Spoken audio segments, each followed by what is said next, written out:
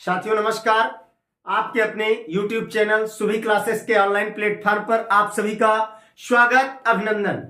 साथियों, जैसा पूर्व में आपको विषाणुओं के बारे में संपूर्ण जानकारी दी थी और विषाणु की संरचना, उनसे होने वाले लाभ या हानि, इस सब के बारे में जाना था।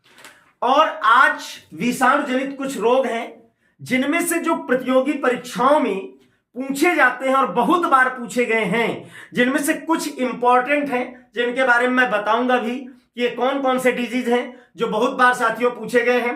और एक बार इस वीडियो को अवश्य देखेंगे और सभी प्रतियोगी परीक्षाओं के लिए बेहतरीन और खास क्लास है और विषाणुओं से संबंधित रोग हैं। तो आइए शुरू करते हैं साथियों इस वीडियो को। सबसे पहले मैंने कहा पौधों में यानी पादपों में, जंतुओं में और मानव में होने वाले विषाणु जनित रोग। याद दिला दूं आपको, मैंने स्पेशल आपको मीजल्स, पैरामिक्सोवायरस पूर्व में सबसे पहला वीडियो डाला था जब मैंने प्रतियोगी परीक्षाओं के लिए चालू किया था।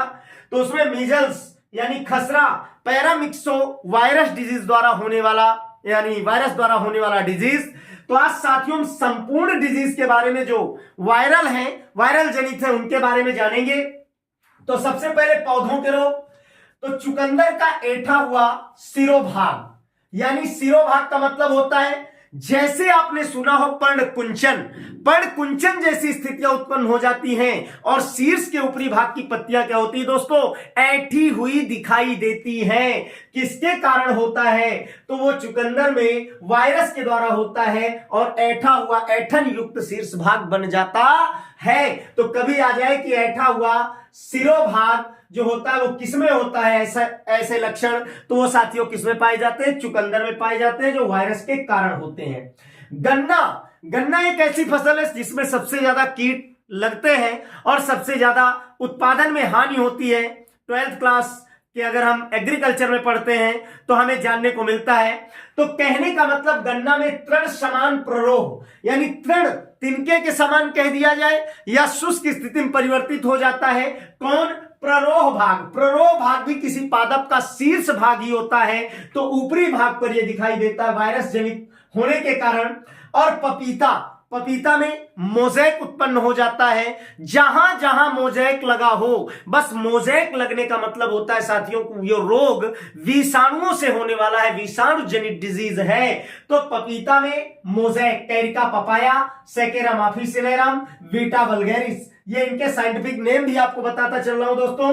वीटा वल्गैरिस चुकंदर का वैज्ञानिक नाम है, सेकेरम ऑफिसिनेरम गन्ने का वैज्ञानिक नाम है और पपीता कैरिका पपाया के नाम से जाना जाता है। तो इसमें मोज़ेक डिजीज हो जाता है। केला में भी मोज़ेक हो जाता है। केला का वैज्ञानिक नाम क्या है? मूसा पैराडीशियाका, जो मुजेसी कुल के अंतर्गत आता है। और यह भी बता दूं कि ट्रिप्लॉइड होता है और इसमें अनिषेक जनन दोस्तों पाया जाता है। अनिषेक जनन मैं बता चुका हूं कि जिसमें बिना निषेचन के अंडा से फल में परिवर्तित हो जाए वो अनिषेक जनन है और ऐसे फल बनने की प्रक्रिया अनिषेक फलन कहलाती है। उसके बाद तिल, इसके लिए बता दूं कि अगर विषाणु जनित जो बीमारियां उत्पन्न होती हैं उनके प्रतिरोध के लिए केलिक किस्म विकसित की गई है जिसका नाम है G9। ध्यान रखेंगे, वेरी इंपॉर्टेंट है, जो विषाणु रोधी है। क्या है दोस्तों? विषाणु रोधी है। केले की G9 किस्म विकसित की गई। तिल, सीसेमम इंडिकम इसका वैज्ञानिक नाम है दोस्तों। क्या वैज्ञानिक नाम है? सीसेमम इंडिकम है। इसके तेल में सीसेमोल नामक अल्केलाइड पाया जाता है जिससे इसका तेल खराब नहीं होता। इसमें होने वाला डिजीज है फिल्लोरी। कौन सा डिजीज है? फिल्लोरी। अब आपका प्रश्न होगा कि फिल्लोरी या फाइलोडी, फिल्लोडी भी बोलते हैं, फाइलोडी बोलते हैं, इसके लक्षण क्या होते हैं दोस्तों? तो जो पुष्प वाला भाग होता है पत्ती के समान संरचना में परिवर्तित हो जाता है। पुनः सुने, तिल की फिल्लोडी या तिल की फाइलोडी क्या है? वायरस जनित डिजीज है दोस्तों, विषाणुओं के द्वारा होता है और इसमें जो पुष्पीय भाग होता है वो पत्तियों के समान परिवर्तित हो जाता है। ये बिल्कुल सभी ध्यान रखेंगे। और मोज़ेक शब्द जो मैं बार बार ले रहा हूं इसका मतलब क्या होता है तो आपको यहां लिख दूं। मोज़ेक, मोज़ेक का मतलब होता है एक प्रकार के धब्बे बन जाना। क्या बन जाना? धब्बे, या कह दिया जाए चितेरी रोग। चितेरी रोग यानी चकत्ते बन जाते हैं, धब्बे बन जाते हैं, यानी मोज़ेक हरे ऊतकों के साथ हल्के हल्के हरे या पीले धब्बे अनियमित रूप से बिखरे हुए होना। क्या लिख देता हूं, मोज़ेक का मतलब हरे ऊतकों के साथ, क्या बताया मैंने, हरे ऊतकों के साथ साथ साथ साथ हल्के हरे हल्के हरे हल्के हरे या फिर पीले धब्बों का, हल्के हरे या फिर येलो हो सकते हैं स्पॉट, पीले धब्बों का बनना या अनियमित रूप से बिखरे हुए होना, पीले धब्बों का अनियमित रूप से क्या होना भाई, बिखरे होना। ये क्या है, मोज़ेक है। ध्यान रखेंगे, कभी कह दिया जाए मोज़ेक क्या होता है, तो चितेरी हरे ऊतकों के साथ साथ हल्के हरे या पीले धब्बों का अनियमित रूप से बिखरे होना, यही तो कहलाता है दोस्तों मोज़ेक। उसके बाद आता हूं सरसों, ब्रिस्का कंप्रेस्टिस, मोज़ेक इसमें भी होता है, ठीक है। ब्रिस्का कंप्रेस्टिस सरसों का वैज्ञानिक नाम है, पीली सरसों का। वैसे तो ब्रिस्का स्पीसीज कहा जाता है, ब्रिस्का जेंसिया, ब्रिस्का अलेरेसिया, ठीक है, ब्रिस्का कैपिटाटा, बोट्राइटिस, फूल गोभी, पत्ता गोभी, राई, ये सारे ब्रिस्का स्पीसीज में आते हैं। इसमें भी मोज़ेक डिजीज होता है। लक्षण उसी प्रकार के, नींबू सिट्रस ऑरेंटिफोलिया इसका साइंटिफिक नेम होता है, वैज्ञानिक नाम होता है नाड़ी का ऊतक क्षय। क्या बताया मैंने, नाड़ी का ऊतक क्षय डिजीज हो जाता है। और टमाटर की अगर बात करें, टमाटर लाइकोपेरिस्कान स्प्लेंटम साथियों इसका साइंटिफिक नेम है, वैज्ञानिक नाम है, जो सोलेनेसी कुल के अंतर्गत आता है। पत्तियों का ऐंठना, पत्तियां ऐंठ जाती हैं, कड़क हो जाती हैं और ऊपर की ओर उठी हुई प्रतीत होती हैं। और भिंडी एबल मोस्कस एस्कुलेंटस जो मालवेसी कुल के अंतर्गत आती है साथियों, इसमें भी पीस सिरा मोज़ेक हो जाता है, यानी पीत माने पीला, पत्तियों में पाया जाने वाला सिरा। मोज़ेक डिजीज जो वायरस जनित होता है, यानी पीली नाड़ी मोज़ेक रोग उत्पन्न हो जाता है। जो आपको बता दूं 12th एग्रीकल्चर में भी पढ़ने को मिलता है, और एग्रीकल्चर की कौन सी बुक में, बायोलॉजी की बुक में इसके बारे में पढ़ने को हमें मिलता है। तो इस तरह से साथियों कुछ पादपों में होने वाले विषाणु जनित रोग हैं, जिनमें आपको बता दूं कि पपीता मोज़ेक, केला और तिल, और उसके अलावा भिंडी का पीस सिरा, ये इंपॉर्टेंट डिजीज हैं जो बहुत बार पूछे जाते हैं कई बोर्ड की परीक्षाओं में, प्रतियोगी परीक्षाओं में। उसके बाद मैं आता हूं पशुओं के रोग। पशुओं में कौन कौन से रोग होते हैं, ये विशेष ध्यान देने की बात है। तो मैंने बताया कि यहां पर पशुओं के बारे में जब जानेंगे तो पशुओं में कौन कौन से रोग होते हैं। सबसे पहले गाय का साइंटिफिक नेम क्या है, बॉस इंडिका, जबकि विदेशी गाय का क्या नाम है, बॉस टार्सस इसका साइंटिफिक नेम है दोस्तों। तो यहां पर गाय वेरियोला वैक्सीनिया यानी चेचक, जिसे पशुमाता के नाम से भी जाना जाता है, वायरस जनित बीमारी होती है। तो किसमें होती है, गौवंश में होती है, गाय में होती है। और जो विदेशी गाय होती है दोस्तों, उनको बॉस टार्सस के नाम से जाना जाता है, क्योंकि कुबड़ रहित होती है, कुबड़ नहीं पाया जाता। और ये दोस्तों बोवेडी कुल के अंतर्गत आने वाले पशु हैं। भैंस बुबेलिस पॉक्स वीरिडो आर्थोपॉक्स, भैंस पॉक्स वीरिडो आर्थोपॉक्स यानी चेचक है।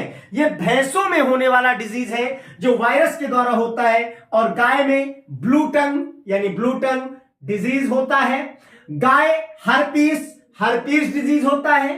गाय एवं भैंस में पैरामिक्सोविरिडी मोर यानी रिंडर पेस्ट। कौन सा, रिंडर पेस्ट। अगर इसके बारे में जानकारी ज्यादा चाहते हैं तो आने वाले वीडियो में बताऊंगा, क्योंकि 12th क्लास के एग्रीकल्चर के चैप्टर नंबर 14 में रिंडर पेस्ट के बारे में हम विशेष रूप से बहुत अच्छे से पढ़ेंगे और जानेंगे इस रोग के नियंत्रण के लिए रिंडर पेस्ट का टीकाकरण भी किया जाता है। गाय व भैंस में पिकोरना विरिडी एफएमडी का मतलब दोस्तों होता है फुट माउथ डिजीज यानी खुरपका मुंहपका रोग, जो चौपाई पशुओं में होता है, खुर वाले पशुओं में होता है दोस्तों। तो गाय भैंस में पिकोरना विरिडी एफएमडी। कुत्ता में स्ट्रीट यानी रेबीज क्या है, तो बता दूं पागलपन वायरस जनित रोग है। किसी को अगर ऐसे जानवर काट लेते हैं या दंशन कर देते हैं तो हाइड्रोफोबिया रेबीज का शिकार हो जाता है और बहुत ही घातक डिजीज होता है। तो इसके लिए इंजेक्शन लगता है। और उसके अलावा चौपाया, चौपाया सीधा पशुओं को ही कह दूं जिनमें 4 पैर पाए जाते हैं। तो रेंडो विर्डी कैसोक्यूलो यानी ज्वर, ज्वर माने यहां पर बता दो दोस्तों बुखार, क्या कहा जाएगा, बुखार। चौपायों में रेंडोविर्डी कैसोक्यूलो यानी ज्वर उत्पन्न हो जाता है। तो इस तरह से कुछ पशुओं में होने वाले विशेष रोग थे जिनमें मैं आपको बता दूं कुत्ता, रेबीज, उसके अलावा भैंस और गाय में होने वाले डिजीज। उसके बाद हर्पीज भी कभी कभी पूछ लिया जाता है। बाकी रिंडरपेस्ट इंपॉर्टेंट है और एफएमडी भी इंपॉर्टेंट है। तो लगभग यहां पर इंपॉर्टेंट है सारे डिजीज जिनके बारे में आपको जानना है और पढ़ना है। अब बात करते हैं कि मनुष्यों में कौन कौन से रोग उत्पन्न होते हैं। तो उस पर मैंने पहले ही बताया कि पूर्व में मैं वीडियो पूर्ण एक अलग से वीडियो मेरे चैनल पर अपलोड है, आप सभी देख सकते हैं। मेरे चैनल पर जाकर के संपूर्ण जानकारी ले सकते हैं कि इसकी मीजल्स यानी जिसका दूसरा नाम मैंने बता दिया खसरा डाल रखा है, पूरा वीडियो बता रखा है अच्छे से। बट यहां पर केवल आज मैं डिजीज वायरस से होने वाले लेकर के आया हूं। तो मनुष्यों में, मानव में होने वाले कौन कौन से डिजीज हैं। तो सबसे पहले चेचक वेरियोला वायरस से होता है। यहां से बहुत इंपॉर्टेंट क्वेश्चन बनते हैं साथियों, जरूर ध्यान देंगे, बहुत इंपॉर्टेंट बनते हैं चेचक वेरियोला वायरस। उसके बाद हर्पीस, रेबीज तो रेब्डो वायरस, कौन सा, रेब्डो वायरस। जबकि कुत्ते में स्ट्रीट रेबीज, यहां पर रेबीज रेब्डो वायरस। मानव में पोलियोमेलाइटिस एंटीरो वायरस, पोलियोमेलाइटिस किसके द्वारा, एंटीरो वायरस के द्वारा। चिकन पॉक्स वेरिसेल्ला वायरस, किसके द्वारा, वेरिसेल्ला वायरस। इसकी प्रजाति वेरिसेल्ला जोस्टर भी होती है। तो यहां पर चिकन पॉक्स वेरिसेल्ला वायरस। सामान्य जुकाम, ध्यान देंगे, सर्दी जुकाम भी आएगा, ये यहां मैं लिख रखा हूं, सर्दी जुकाम जो आम बात है, लेकिन सामान्य जुकाम एडिनो वायरस के द्वारा। ध्यान देंगे, कंफ्यूजन का है और कॉम्पिटिटिव क्वेश्चन के लिए या कॉम्पिटिटिव एग्जाम के लिए, प्रतियोगी परीक्षाओं के लिए इंपॉर्टेंट है कि सामान्य जुकाम किसके द्वारा होता है, एडिनो वायरस के द्वारा होता है। जबकि सर्दी जुकाम राइनो वायरस के द्वारा दोस्तों होता है। AIDS, HIV, third virus retrovirus कहां पर है बता दूं, 12th क्लास में मानव एवं स्वास्थ्य एक चैप्टर है जिसमें एड्स के बारे में पूरी जानकारी दी गई है। हालांकि मैं यहां इतना बता दूं आपको, एड्स जो है क्या है, कोई संक्रामक डिजीज नहीं है, लेकिन असुरक्षित यौन संबंध या फिर उपयोग किए गए दाढ़ी उस्तरा ब्लेड के द्वारा या गर्भ धारण की हुई एड्स युक्त महिला है उसके द्वारा उसके बच्चे में, इस प्रकार से रोग स्लाइवा इत्यादि के संपर्क में या फिर नशीली दवाओं इंजेक्शन का उपयोग करने से साथियों फैलता है। एड्स का पूरा नाम क्या है, 1 दिसंबर को एड्स दिवस मनाया जाता है दोस्तों, याद रखेंगे, प्रतियोगी परीक्षाओं के लिए इंपॉर्टेंट। एड्स दिवस 1 दिसंबर को प्रतिवर्ष मनाया जाता है, जो बहुत ही घातक बीमारी है, सबसे ज्यादा प्रभाव तंत्रिका तंत्र न्यूरॉन्स पर पड़ता है। एड्स का पूरा नाम है एक्वायर्ड इम्यूनो डिफिशियंसी सिंड्रोम। और एचआईवी उसका वायरस है, तो क्या नाम है, ह्यूमन इम्यूनो वायरस। क्या नाम है, ह्यूमन इम्यूनो वायरस। संरचना कुछ ऐसी होती है दोस्तों, अगर इसका डायग्राम देखें हम तो इस प्रकार की कुछ संरचना पाई जाती है, जो मैं एक जनरल तरीके से बना रहा हूं। इस प्रकार की संरचना कुछ पाई जाती है और यहां पर डीएनए आरएनए उपस्थित होता है, क्योंकि मैंने बता दिया था पूर्व में कि वायरस में डीएनए या आरएनए दोनों में से एक की ही उपस्थिति पाई जाती है, दोनों कभी साथ में नहीं हो सकते हैं। इन्फ्लुएंजा, फ्लू, आर्थोमिक्सो वायरस, कौन जिम्मेदार है फ्लू के लिए या इन्फ्लुएंजा के लिए, तो आर्थोमिक्सो वायरस जिम्मेदार है। और वायरल एंसीफेलाइटिस आर्बो वायरस इसके लिए दोस्तों जिम्मेदार होता है। और डेंगू फीवर आर्बो वायरस या dengue fever arbo virus, dengue होता किसके द्वारा है, उसका कारक कौन है, वाहक कौन है, तो आपने पढ़ा होगा मादा एडीज वाहक के रूप में कार्य करती है। और सर्दी जुकाम मैंने बता दिया राइनो वायरस के द्वारा और मम्प वायरस के द्वारा। जबकि मीजल्स या खसरा पूर्व में पूरा वीडियो अपलोड है, मेरे चैनल में जाकर के आप देख सकते हैं, पूरी जानकारी ले सकते हैं। पैरामिक्सो वायरस के द्वारा मीजल्स या खसरा होता है। आइए जरा थोड़ी सी बात कर लेते हैं दोस्तों, किसके बारे में, इसको मैं साफ कर देता हूं। भिंडी का जो पीस सीरा मोज़ेक है उस पर हम बात करते हैं, क्योंकि मैंने कहा इंपॉर्टेंट है, पूछा जाने वाला क्वेश्चन है। तो भिंडी पीत सीरा मोज़ेक, क्या बात करने वाला हूं इस पर, तो सिर्फ मैं बोल रहा हूं जो भिंडी का पीस सीरा मोज़ेक है, जेमिनी विरिडी वायरस की बात कर रहा हूं दोस्तों। जेमिनी विरिडी मैं लिख देता हूं, जेमिनी विरिडी। अब कुल इसका क्या है, विगोमो वायरस, क्या है, विगोमो